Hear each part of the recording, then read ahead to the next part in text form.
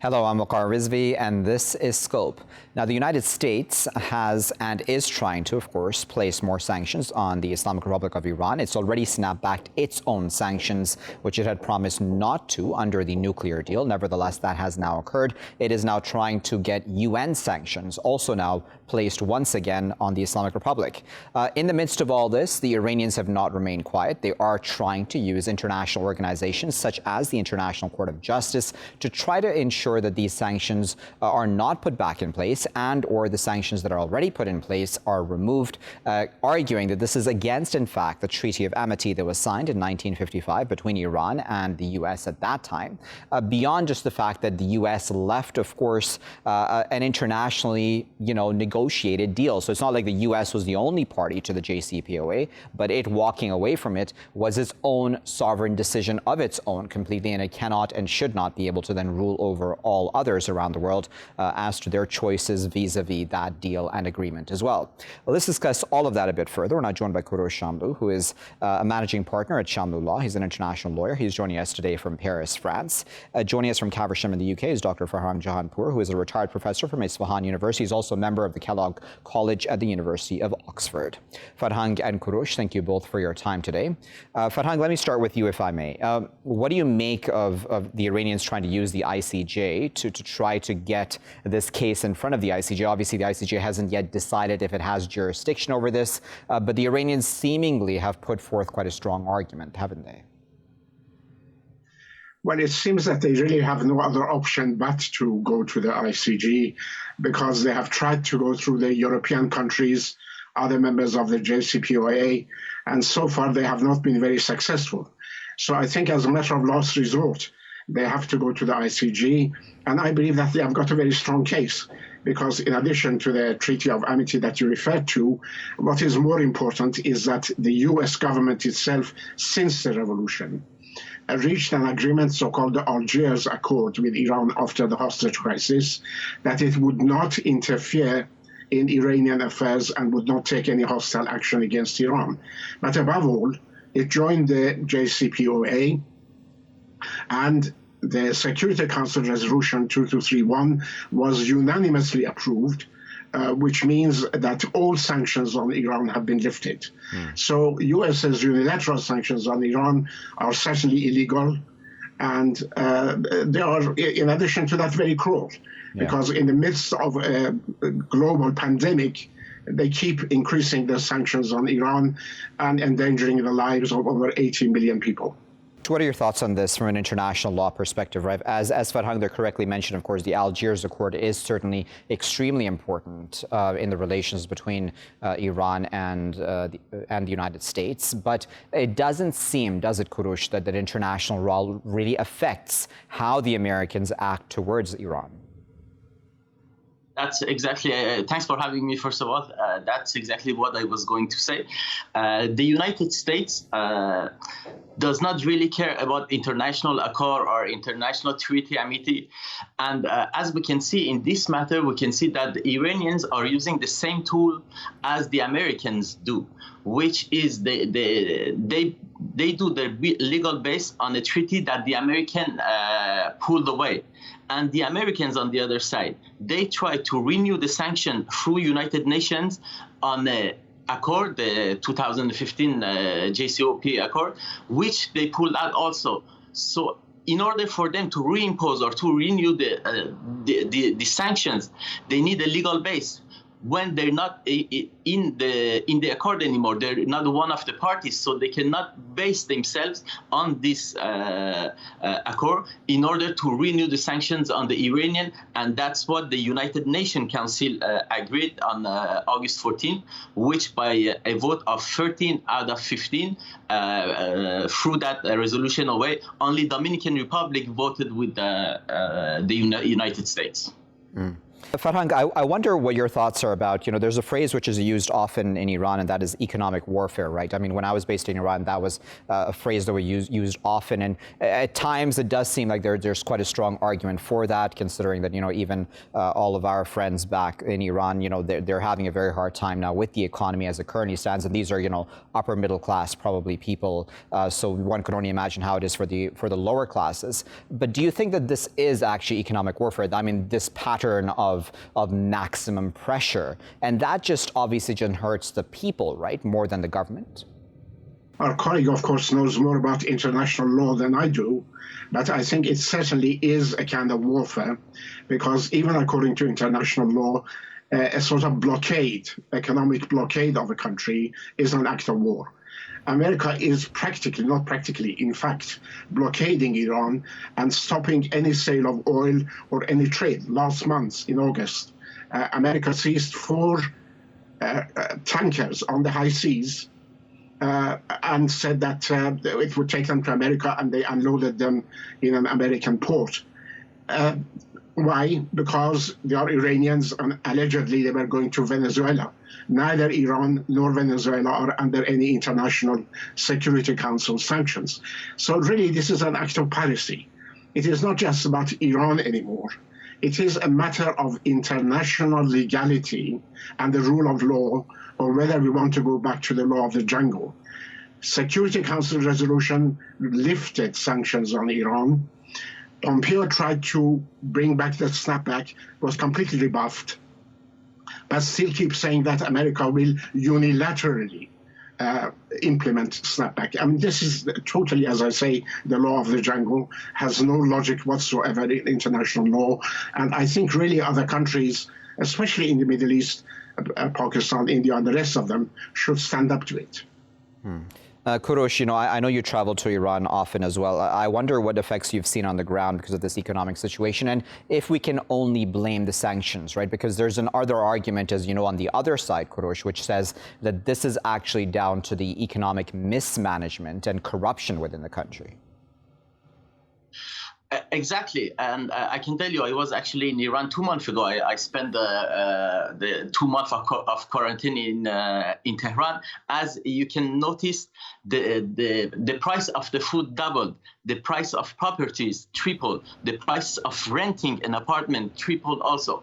All the prices is not even a one-by-day price. It's hourly prices. So at every hour, almost, that's what we say in Iran, the prices can go up.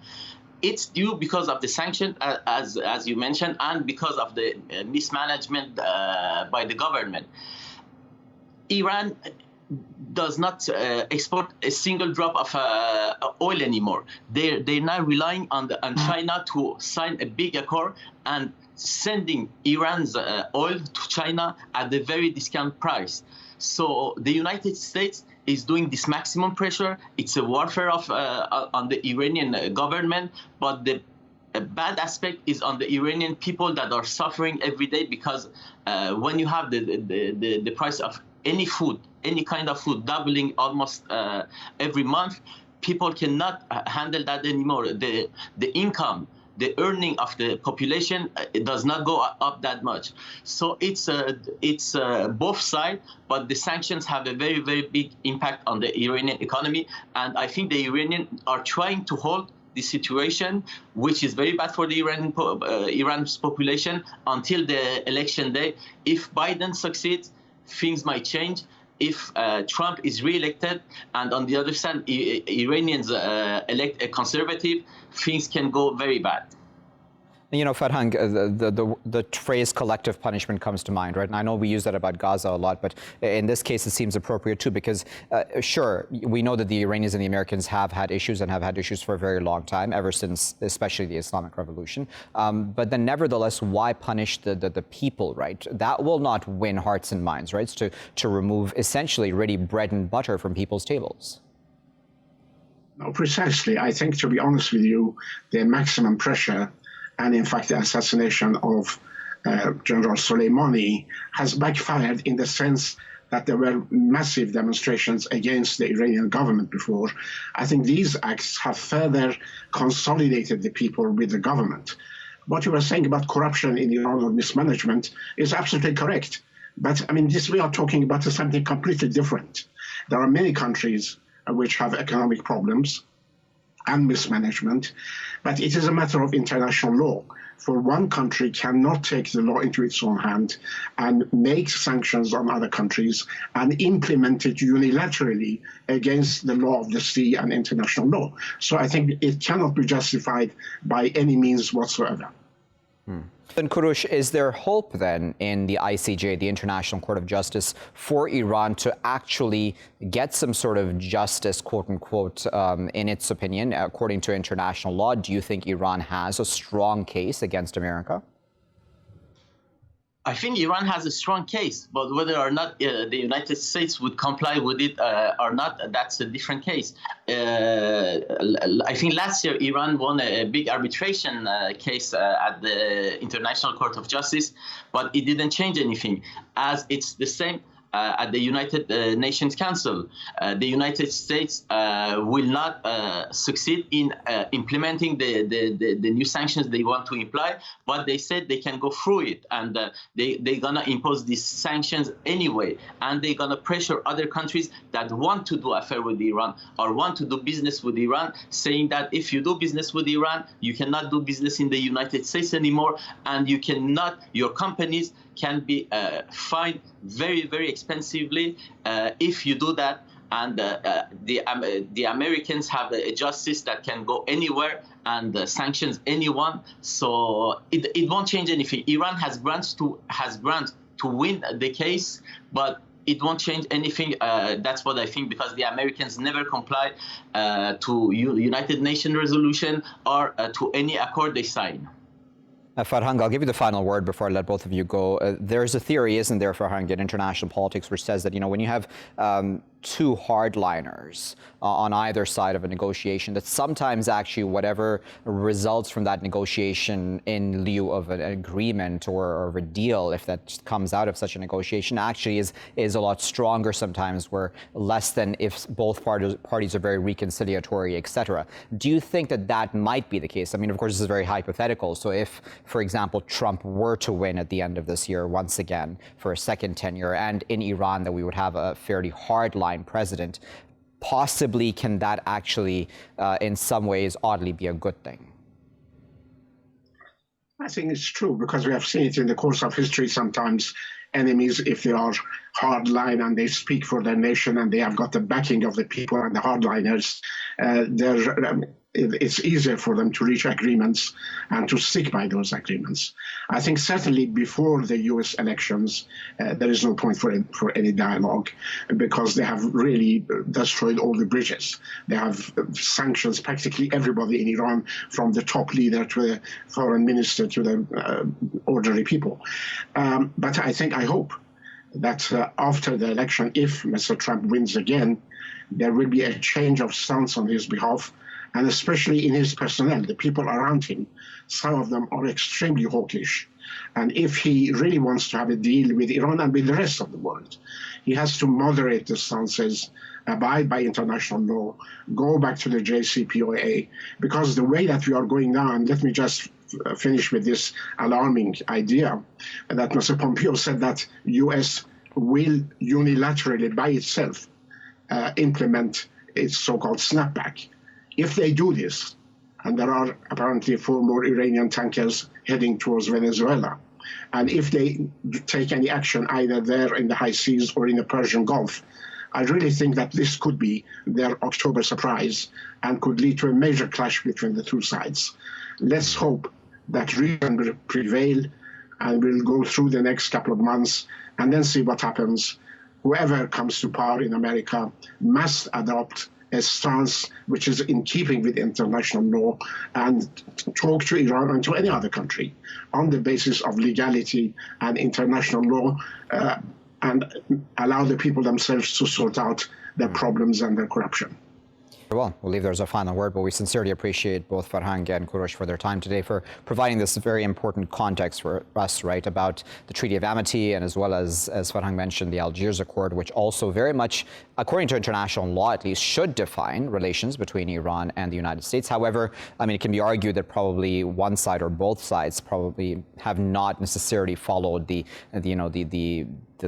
philosophy or down to the details of each of these treaties and understandings between the two countries. And certainly we know the United States did walk away from the nuclear deal, which was a hard-fought deal, by the way. I mean, that was a deal that had been negotiated for many years by all of these parties, not just the U.S. and Iran, mind you. What does it mean now that Iran is trying to bring this in front of the ICJ, the International Court of Justice? Will that succeed? And does it even matter? Because as Kourosh said, it's not like the Americans want to really follow international law at this time. They're looking out for whatever, in their own opinion, are their interests at this time in holding Iran, or choking Iran in some ways, if I may say, through this maximum pressure campaign. Will it work? Will the Iranians give in? It doesn't seem like they will. They'll probably have a hardline president soon as well. Will Biden win as well? We're all waiting with bated breath to see what happens there also. I'll be back with the next segment after this break.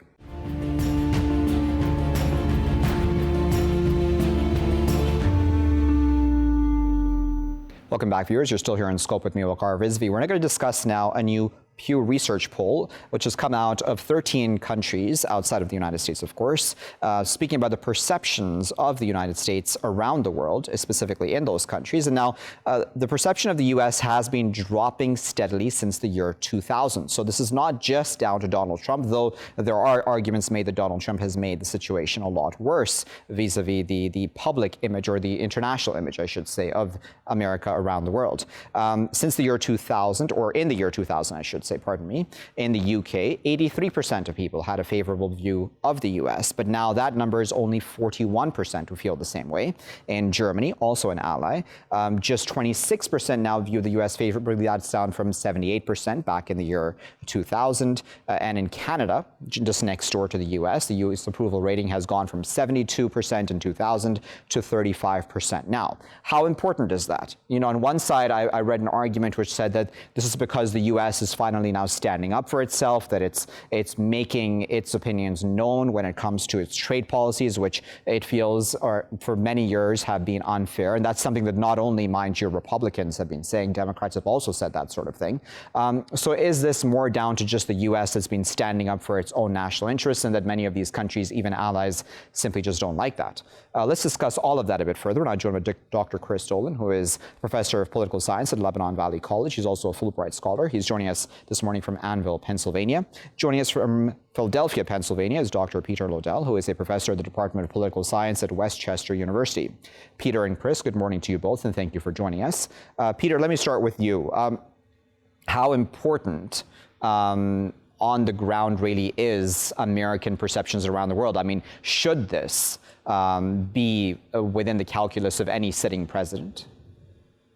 I think it's a very important topic, because ultimately the ability of the United States to pursue its foreign policy interests abroad does depend upon its kind of status, the respect, its credibility.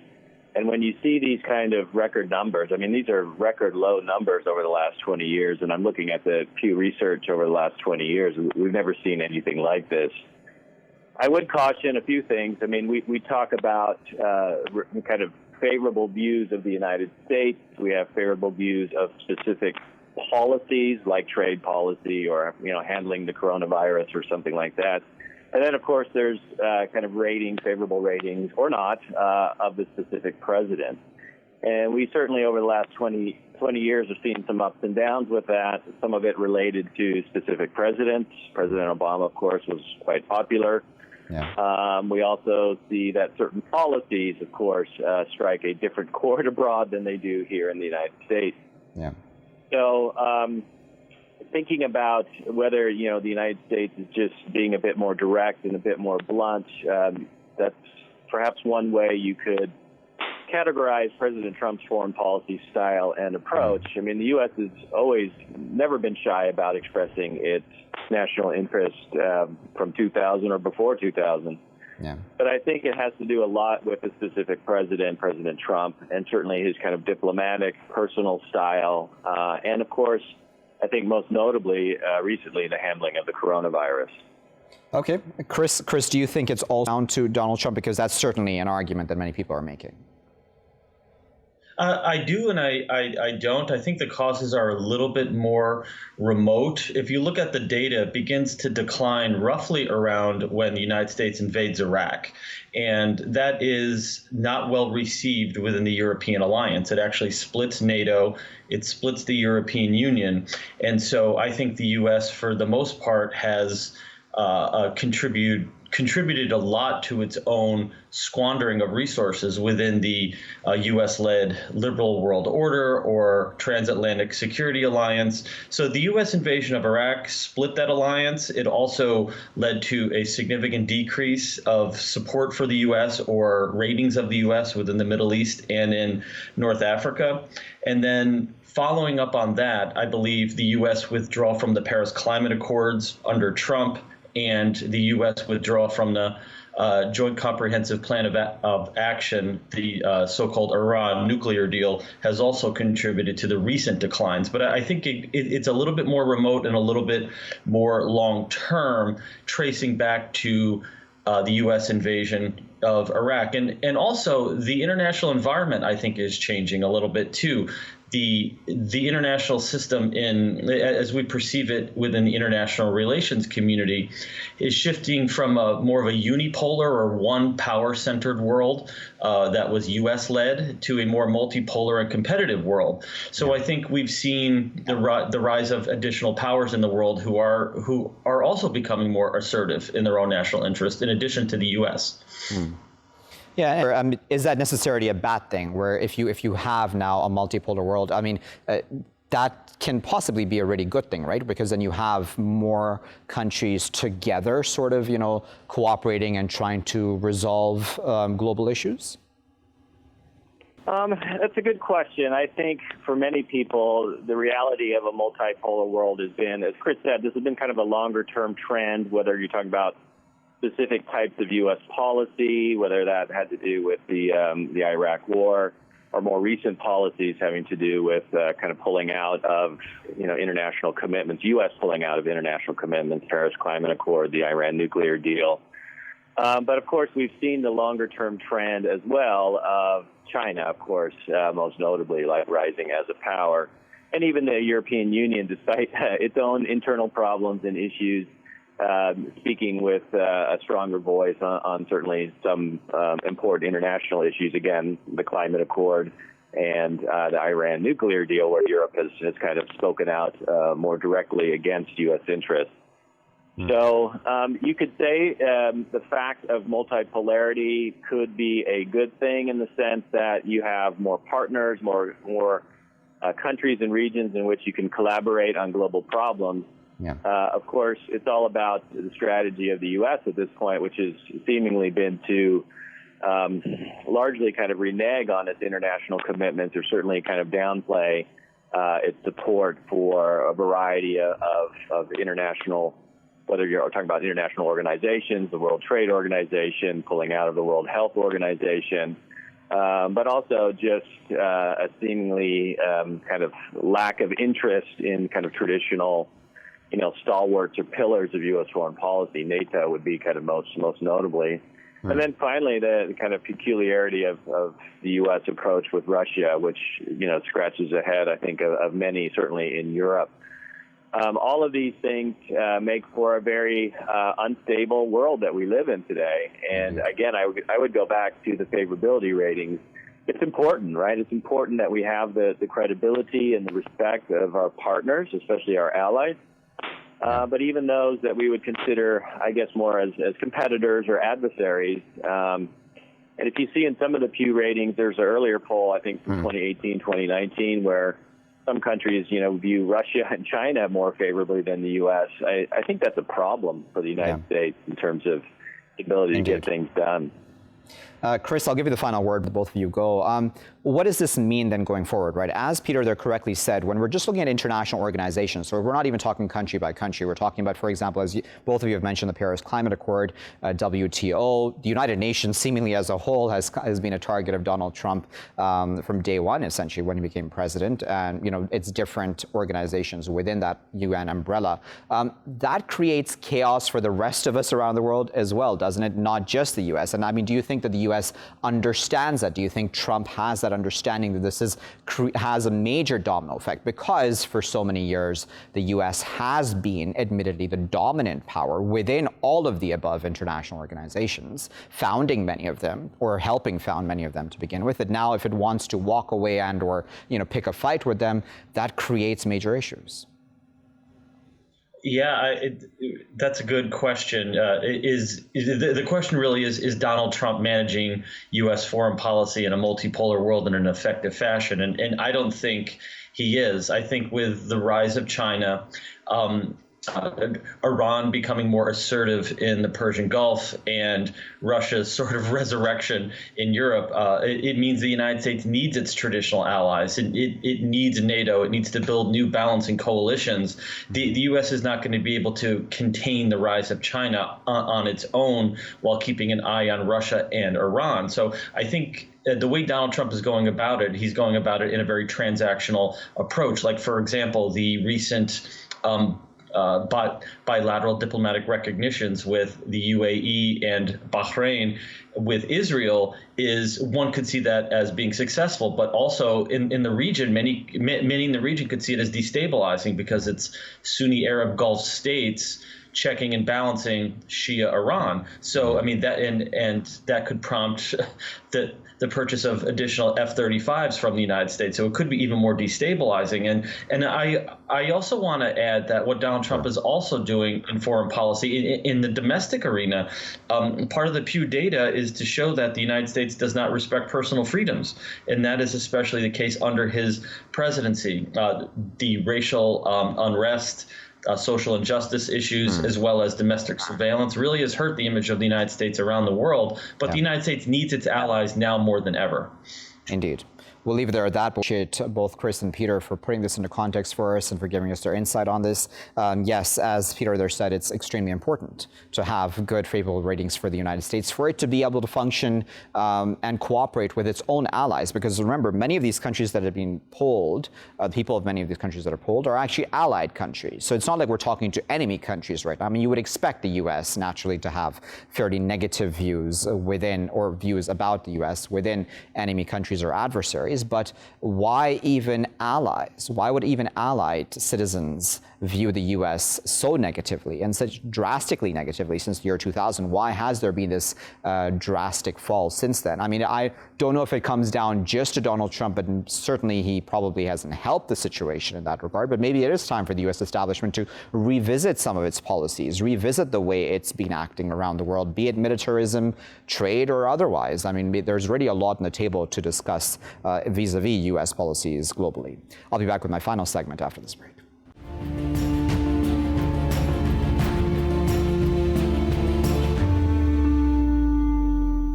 Welcome back, viewers. Now, in this segment, we're going to discuss a hijab-wearing Algerian-French student chef. Her name is Oumansour, if I'm pronouncing that correctly. Now, she was targeted by a wave of Islamophobic comments, especially on Twitter, because a channel that she works with shared a recipe video of her, as in her essentially just talking about the recipe of a certain dish.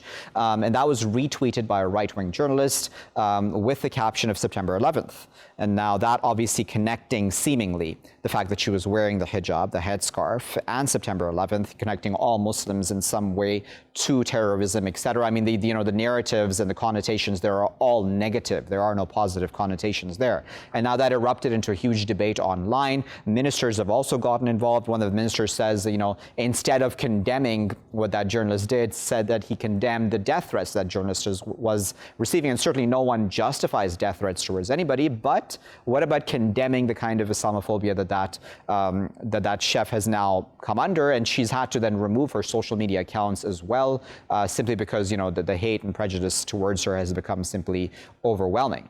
Let's discuss all of that a bit further. I'm joined with Brahim Oumansour, who is an associate research fellow at the French Institute for International and Strategic Affairs. He's joining us today from Paris, France. France. Joining us from Turku, Finland is Laura Parkkinen, who is a PhD candidate in French politics. She is usually based in Paris, where she is studying. Laura and Brahim, thank you both for your time today. Laura, I'd like to start with you. What did you make of this controversy, right? Because, I mean, I was online when I saw that retweet of the right-wing journalist, and it sort of caught me off guard, too, that sort of connotation, that immediate connection about a very innocent video, which was just a recipe. I would say this is like connected to debate about French identity. And also, this is also the problem of the hate speech, which we have like overall in the Europe and in United States now.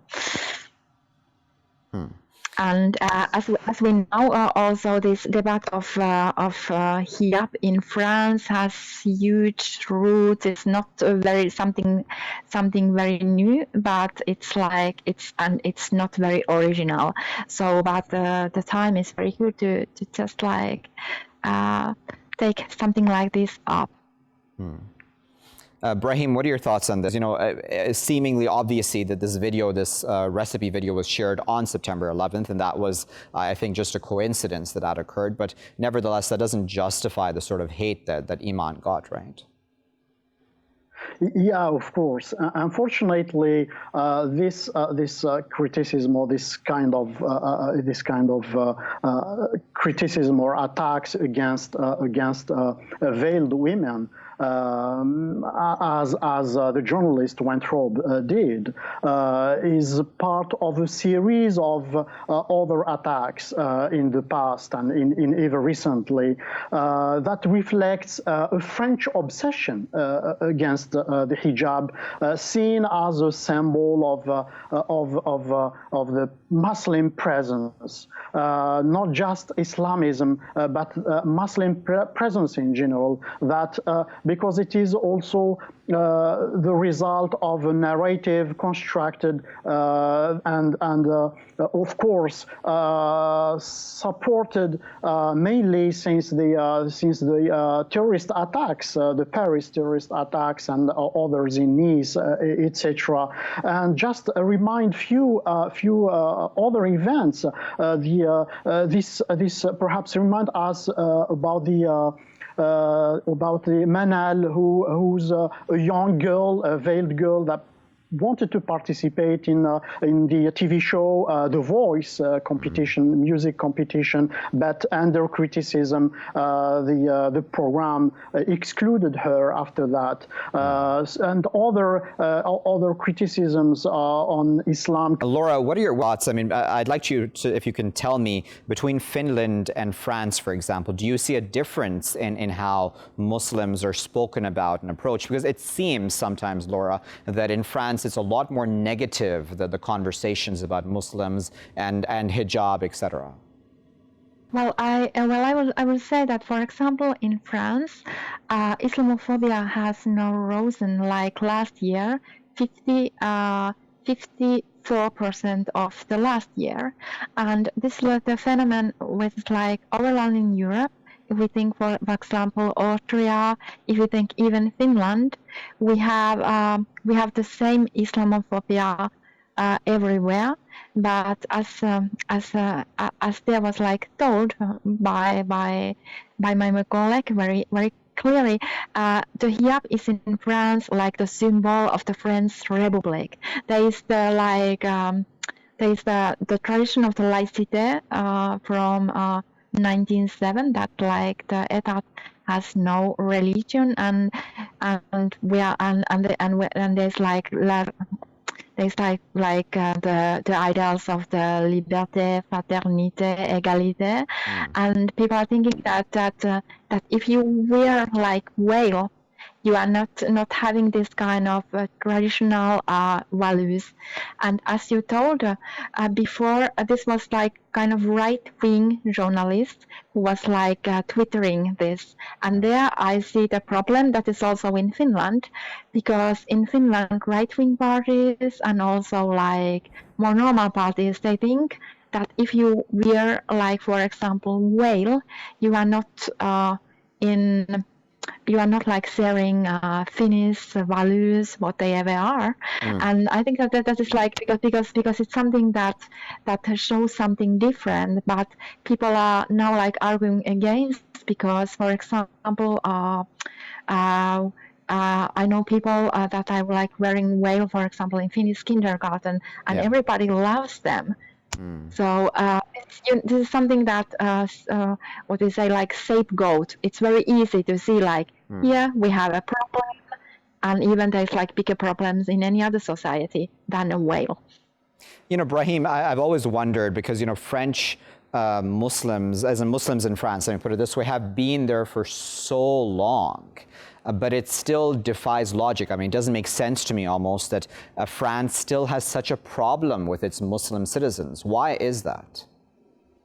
Exactly. Of course, this Islamophobia, or even personally question the term Islamophobia to use anti-Islam or anti-Muslim ideology goes back to historical factors, to the Algerian War for independence, and of course there are other geopolitical factors that today contribute or participate in the rise of anti-Muslim strategy or anti-Muslim narrative. The rise of extreme right in France, and of course there is here in France today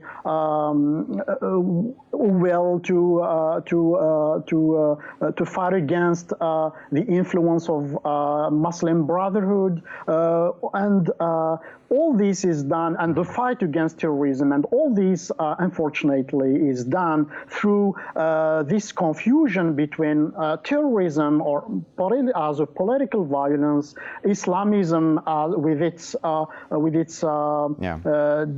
distinct currents and various currents with Islam as a religion, and all religious practice is seen as a symbol or as a sign of the presence of Islamism. So all this confusion, sometimes deliberate confusion, because, as I said, some far right and even right intellectuals are playing on this confusion to refer always use or refer through, with the Muslims through the notion of otherness, of people coming from outside, and Islam. They question even the compatibility of Islam with democracy, with the French values, of republican values, with secularism, and they forget that the paradox is that in the name of secularism or secular laws, they are violating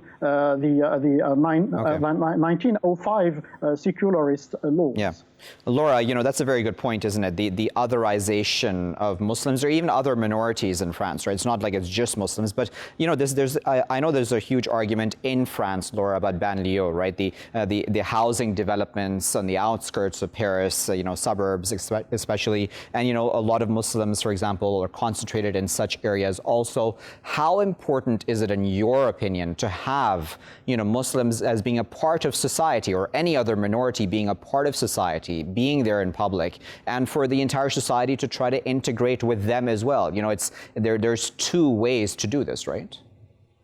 Well, I think it's very important, and actually, I think it's the most important thing, because there's some sociologists that have, like, for example, they have studied, for example, second generation immigration or something, and when they don't belong, it's like about like belonging. When they think that they are not belonging to French society, that they come for them it's easier, for example, join to extremist groups or anything, or they just like they are more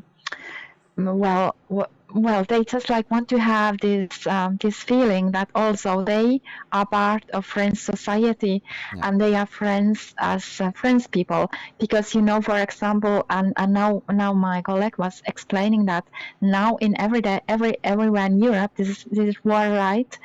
And also like say normal parties that are playing the card that you are not from here. Here you don't belong to this society because you and it's nowadays because of the economic situation and so on. It's very important debate. Yeah. All right, we'll leave there as a final word, but we appreciate both Laura and Brahim for their time today and for putting this into context for us, because, you know, the issue of Islamophobia within France is something that just baffles my mind, that, you know, there's just so much seemingly agreed upon hatred on the part of a lot of the population. I'm not trying to, you know, generalize that all French are Islamophobic or anti-Muslim, as Brahim there mentioned, but nevertheless, it seems a significant enough number of the population says or thinks that this is okay, that to have just a girl who is talking about a recipe be the target of Islamophobic hatred because she's wearing the hijab. So it's not like she's even talking about politics, Islam, or anything. She's not proselytizing in any way. She's simply just existing on a show about a recipe. Why would that then become the target of Islamophobia? And why is that acceptable by the French government? Why is hate of any of this sort accepted in France, in a country which holds itself up seemingly as the moral authority around the world when it comes to human rights, tolerance, acceptance, harmony, all of the above? Again, it just defies logic and doesn't make sense. How will the French come to live with their own Muslim citizens who have been there for so many years? They certainly need to figure out how they will do so. I'll leave it there for now. I've been Waqar Rizvi. Thanks for watching.